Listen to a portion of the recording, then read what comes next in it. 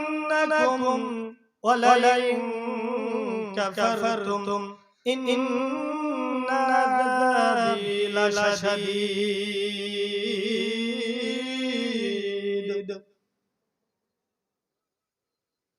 আল্লাহ রাব্বুল আলামিন বলেন বান্দারে আমার নিয়ামতের যদি নিয়ামতের শুকরিয়া আদায় করো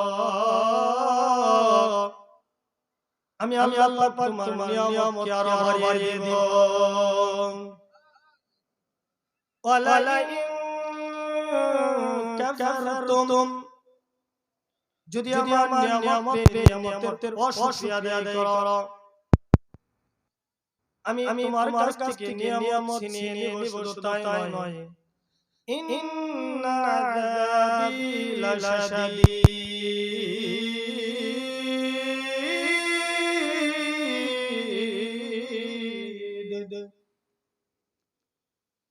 আমি তোমার কাছ থেকে নিয়ামত ছিনিয়ে নিব এজন্য কবি বলেন শুকর নিয়ামতে আফজুকুনাদ শুকর নিয়ামত নিয়ামতে আফজুকুনাদ কুফর নিয়ামতে আফরুকুনাদ শুকর নিয়ামত নিয়ামতে আফজুকুনাদ কুফর নিয়ামতে আফরুকুনাদ বান্দা নিয়ামতের শুকরিয়া আদায় করো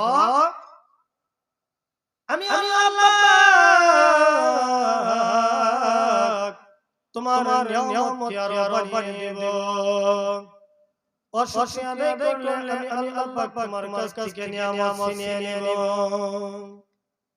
মহান মালিক কোরআনের পাকের মধ্যে 114টি সূরা নাযিল করেছেন এর মধ্যে 18 নম্বর সূরা হলো সূরা কাহফ 109 নম্বর আয়াতের মধ্যে আল্লাহ পাক বলেন قل لو كان البحر مدادا لكلمات ربي لنفد البحر قبل أن تنفد كلمات ربي ولو جئنا بمثله مددا হে নবী আপনি মানুষদেরকে বলে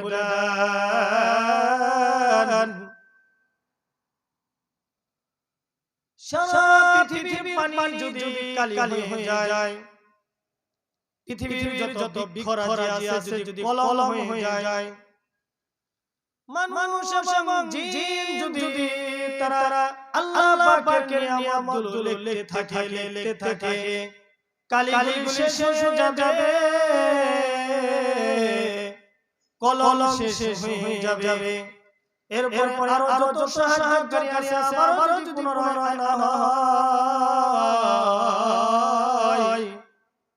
আল্লাহ বলেন কোরআনের আয়াতের মধ্যে বলেন 16 নম্বর সূরা 18 নম্বর আয়াতের মধ্যে আল্লাহ পাক বলেন ইন্নাল্লাহা লা তুহসুহা ولا تعدوا نعمة الله لا تحصوها إن الله لغفور رحيم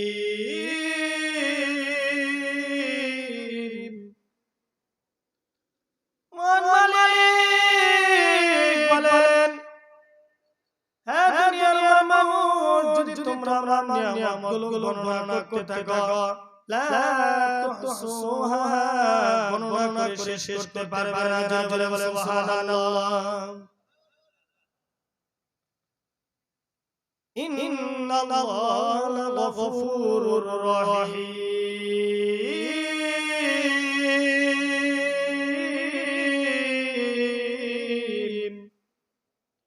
নিশ্চয় আল্লাহ পাক অবশ্যই ক্ষমাশীল দয়াবান। তার একটা এক্সাম্পল দিলে বুঝতে পারবেন। হযরত মুসা আলাইহিস সালাম আল্লাহ পাকের সাথে তুর পাহাড়ে কথা বলতেন, মহামালিকের সাথে কথা বলার জন্য যাইছে। পথিমধ্যে একজন ধনবান ধনী ব্যক্তির সাথে সাক্ষাৎ হয়ে গেল। ধনী ব্যক্তি বলে, হে আল্লাহর নবী,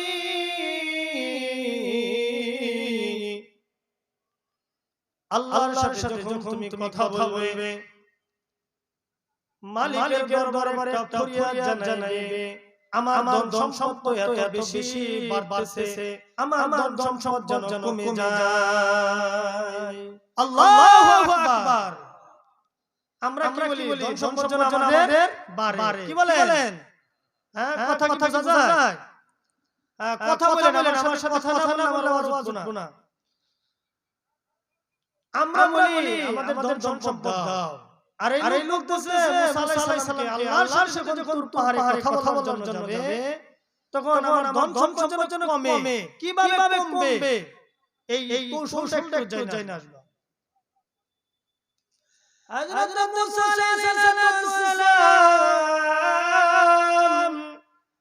সামনে অগ্রসর হলেন। আরেকটা ব্যক্তির সাথে সাক্ষাৎ হয়ে গেল।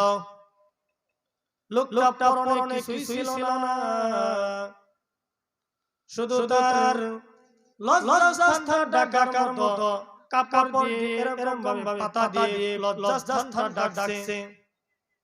লোকটা ডাক বলে, হে নবী মুসা,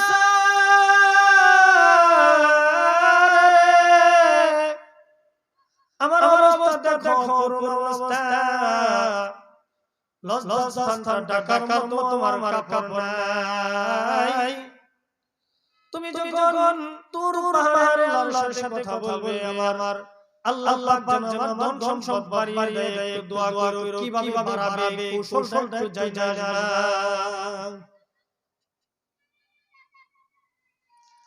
হযরত মুসা আলাইহিস সালাম আল্লাহর সাথে কথা বলার পরে বলল, ধনবান ব্যক্তি যে ধনীবান ব্যক্তি তাকে বলবে সে যেন আমার অসুবিধা আদায় করে, আর গরিব ব্যক্তি যে তাকে বলবে সে যেন আমার নিয়ামতের শুকরিয়া আদায় করে। হযরত মুসা আলাইহিস সালাম আসলেন, পথিমধ্যে দেখা হয়ে গেল লোকটার সাথে। বলতেছে, হুজুর আমার কি ফায়সালা? বলতেছে তুমি আল্লাহ পাকের শুকরিয়া আদায় কম করবা। সামনে আসলে গরিব ব্যক্তির সাথে সাক্ষাৎ, গরিব ব্যক্তির সাথে সাক্ষাৎ। বলল, হুজুর কি ফায়সালা আমার জন্য? ফায়সালা তুমি আল্লাহ পাকের বেশি বেশি শুকরিয়া আদায় করবে। লোকটা বলে, আমার কিছু নাই, আমি বড় অসহায়, আমি বড় গরিব, এমনকি আমার কোনো কাপড় নাই, আমি কি শুকরিয়া আদায় করব?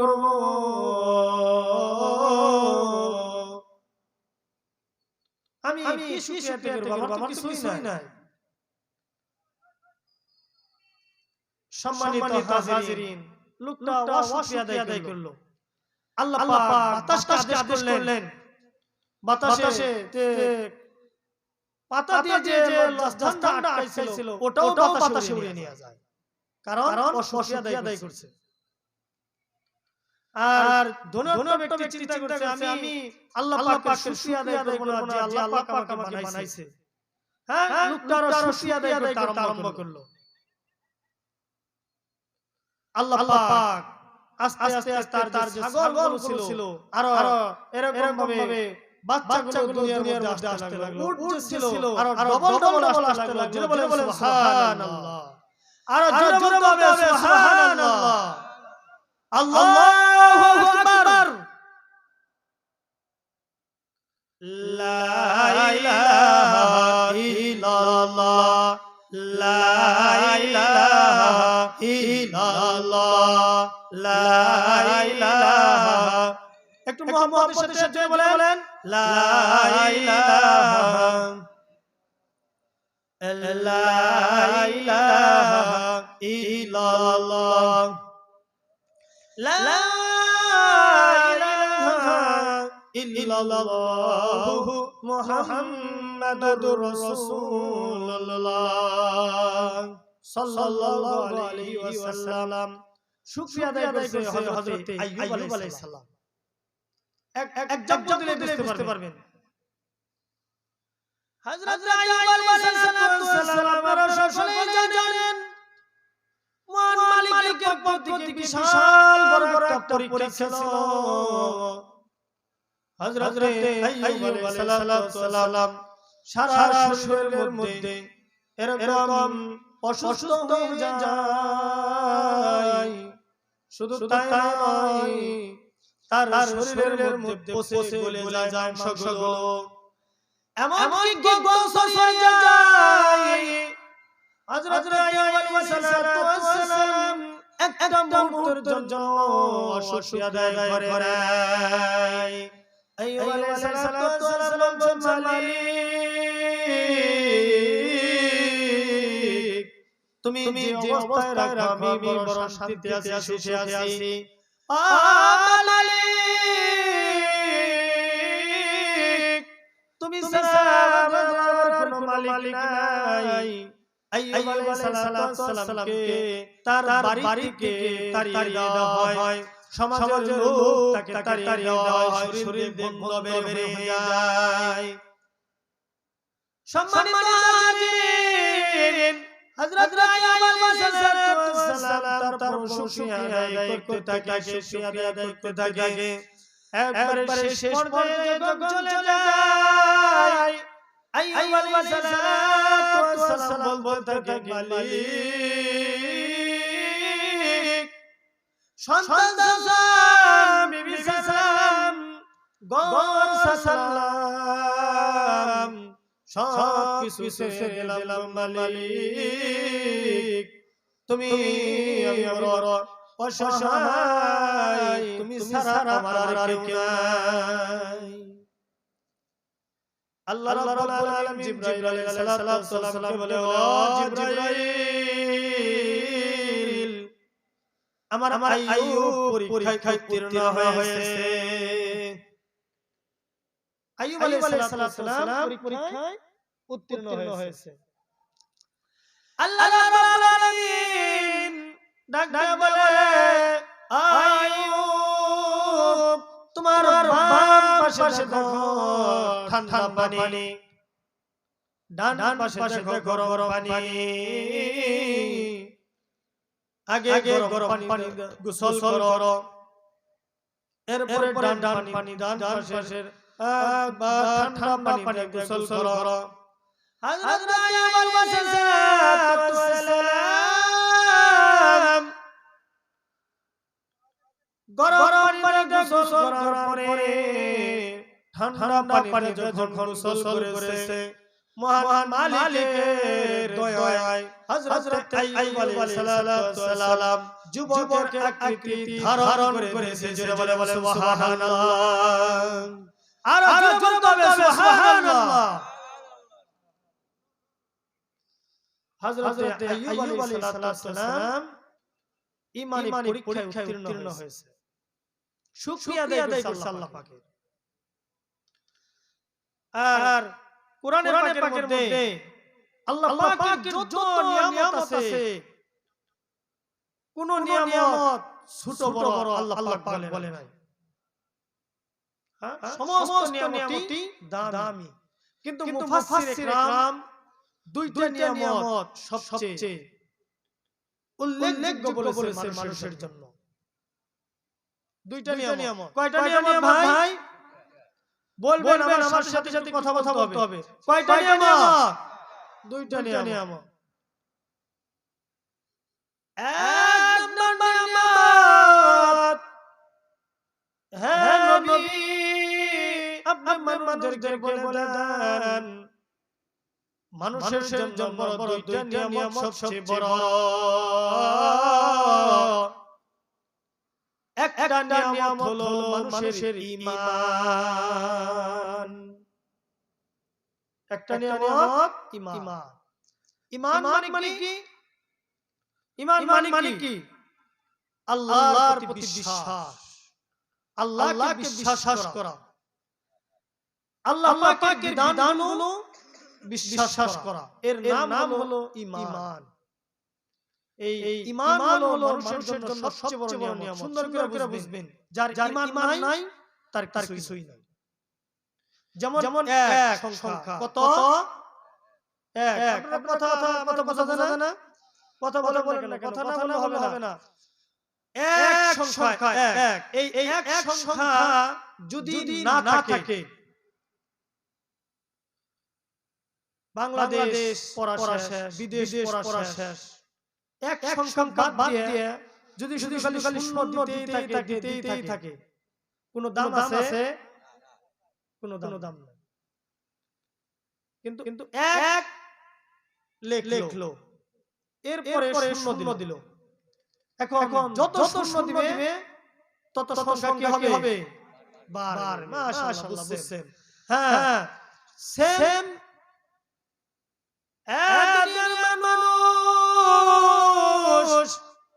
মানুষের ঈমানটাও সেম এরকম। আপনার আমার ঈমান আছে, যদি নামাজ পড়েন তাহলে শূন্য একটা বসে যাবে। যদি ঈমান আছে, যদি আপনি যাকাত দেন তাহলে আরেকটা শূন্য বসে যাবে। হে আমার পানের দরুদারে, এরকম যত আমল করবেন আস্তে আস্তে আপনার আমল বাড়তেই থাকবে। এই জন্য বলছে মুফাসসির کرام, ঈমান বড় নিয়ামত, ঈমান বড় দৌলত।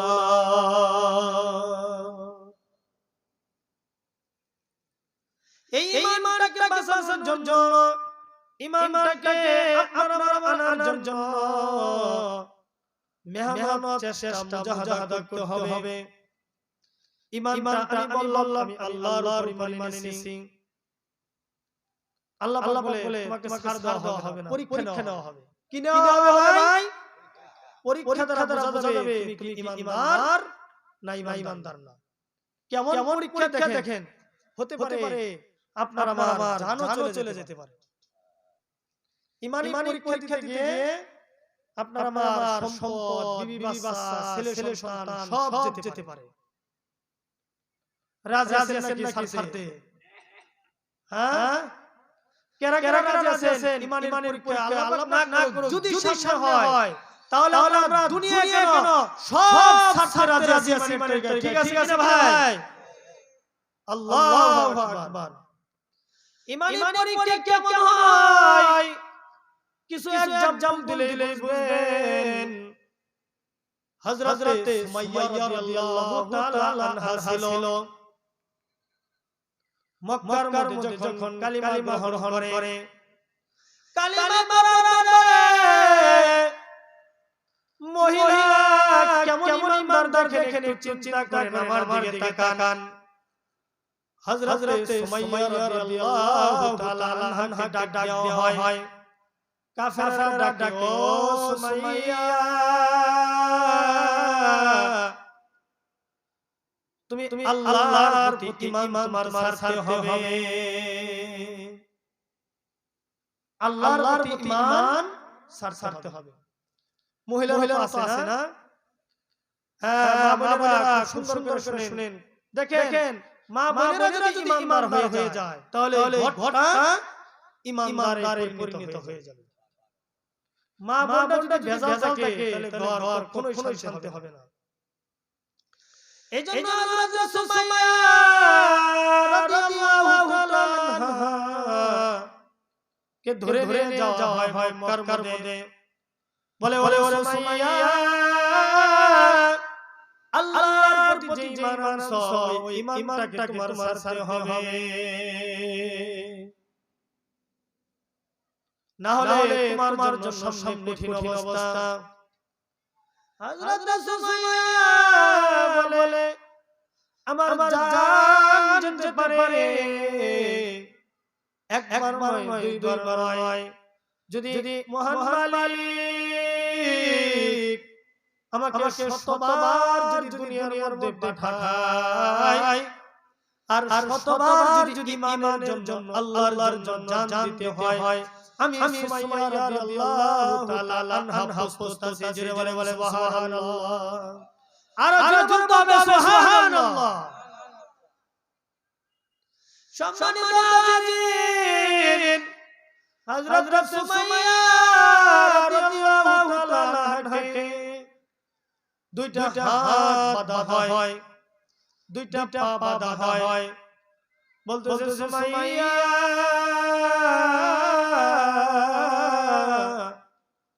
এখনো সময় আছে, তুমি ঈমানটাকে ছেড়ে দাও, ঈমানটাকে ছেড়ে দাও, তাহলে তোমাকে ছেড়ে দেওয়া হবে। হযরত সুমাইয়া আবার এই কথা বলে আমার জান যাবে, আমি ছাড়ব না। সম্মানিত হাজিরিন, ইসলামের মধ্যে সর্বপ্রথম ঈমানের জন্য দ্বীনের জন্য শহীদ হয় হযরত সুমাইয়া রাদিয়াল্লাহু তাআলা আনহা মহিলা। হাদিসের বর্ণনা মক্কার মানুষরা যারা দেখছিল সুমাইয়া যে ঈমানের জন্য শহীদ হয়ে যাইতেছে, চোখের পানিগুলো টপ টপ করে পড়তেছিল, আকাশ যেন থমকে গেল, ফেরেশতারা পেরেশান। ও মালিক, এটা কেমন পরীক্ষা, মালিক এটা কেমন পরীক্ষা, বারবার হযরত সুমাইয়া কান্দে বলে মালিক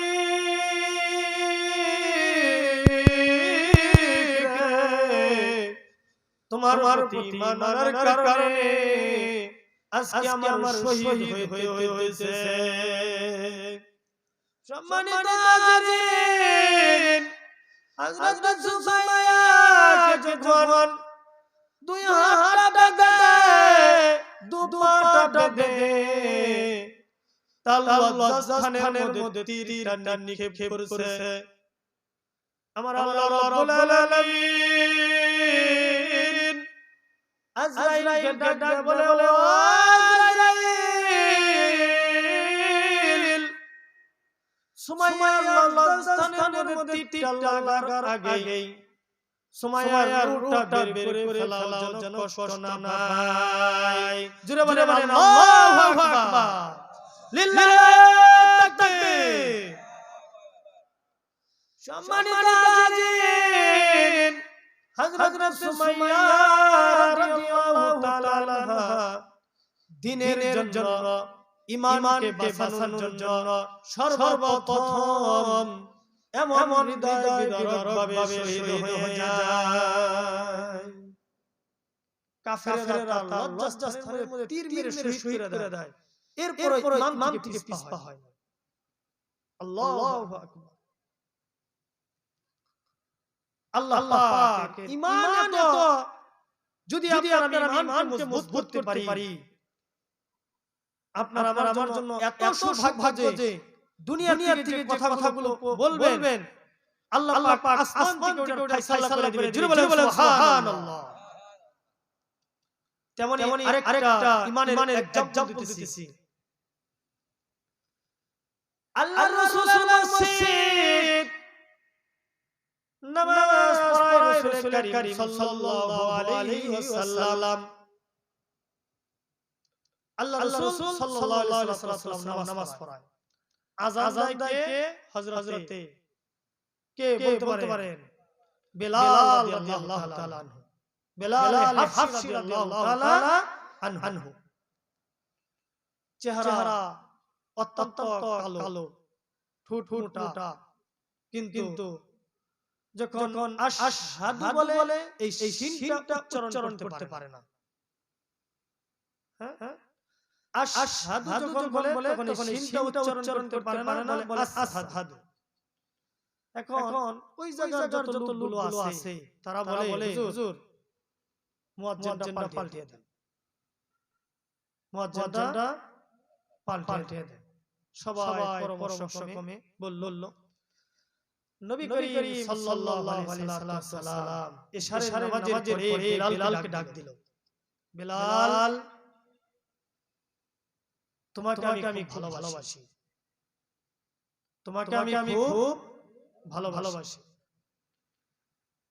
তুমি ফজরের আযান আর দিও না। হযরত বিলাল রাদিয়াল্লাহু তাআলা কথাটা শুনে যেন মাথা চকচক করে দিল। মুসল্লিরা সব বের হয়ে গেল। হযরত বিলাল হাবশী রাদিয়াল্লাহু তাআলা আনহু মসজিদের এক কোণায় বসে আল্লাহর দরবারে দোয়া করে, মালিক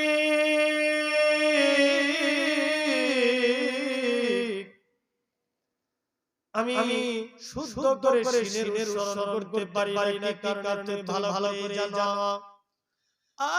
মালিক মক্কার মধ্যে যখন আমি ইসলাম গ্রহণ করি, এই সংবাদ যখন সকলেই শুনতে পায়, আমার যে মনিব ছিল সেও শুনতে পায়। ওই মনিব আমাকে ডাক বলে, ওরে বিলাল তুমি বুঝি কালিমা পড়ে মুসলমান হয়ে গেছো? হযরত বিলাল বলে, ও মনিব আপনি ঠিকই শুনছেন, আমি কালিমা পড়ে মুসলমান হয়ে গেছি। হযরত বিলালকে কইরা মরুভূমির উত্তপ্ত বালুকার মধ্যে নিয়ে যাওয়া হয়, তাকে চিৎ করে শুয়ে দুই হাতটাকে পাথর দিয়ে এরকম ভাবে আটকে রাখা হয়, পাটাকে পাথর দিয়ে আটকিয়া সূর্যের দিকে মুখ করিয়া বিলালকে রাখা হয়।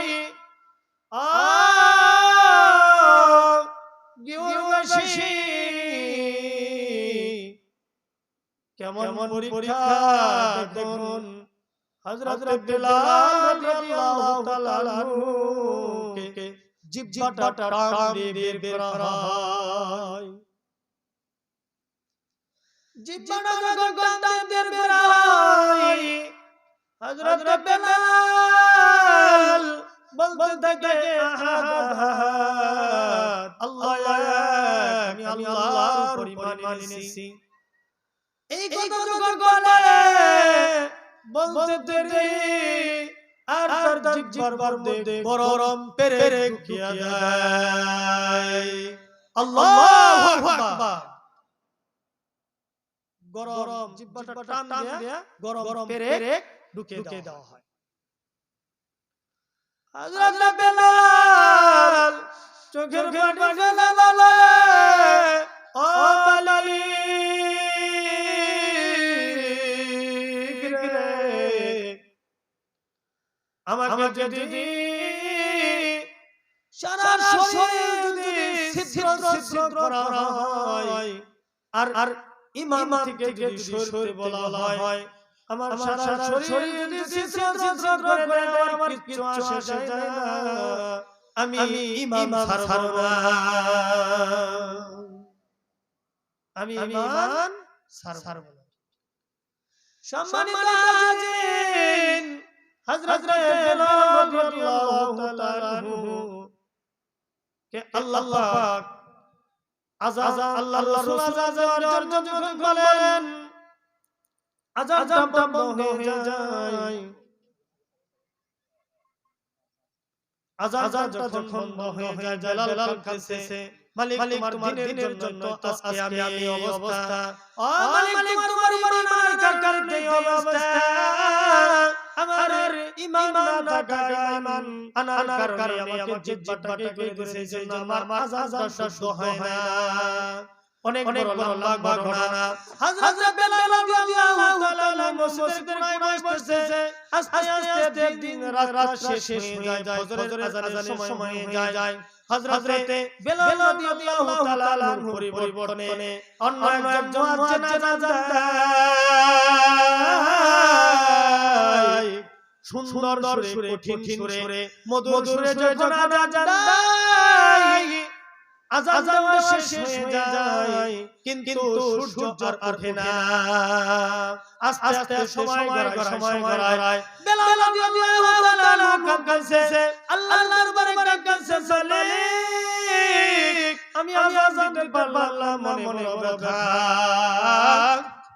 আল্লাহ পাক হযরত জিবরাইল আলাইহিস সালামকে পাঠাইছে ও জিবরাইল রাসূলকে যে সংবাদ দাও যতক্ষণ পর্যন্ত না বেলাল মসজিদের মধ্যে আযান দিবে ততক্ষণ পর্যন্ত আমি আল্লাহ পাক সূর্যটাকে দুনিয়ার মধ্যে উঠাবো না জোরে বলেন আল্লাহু আকবার লিল্লাহি তাকবীর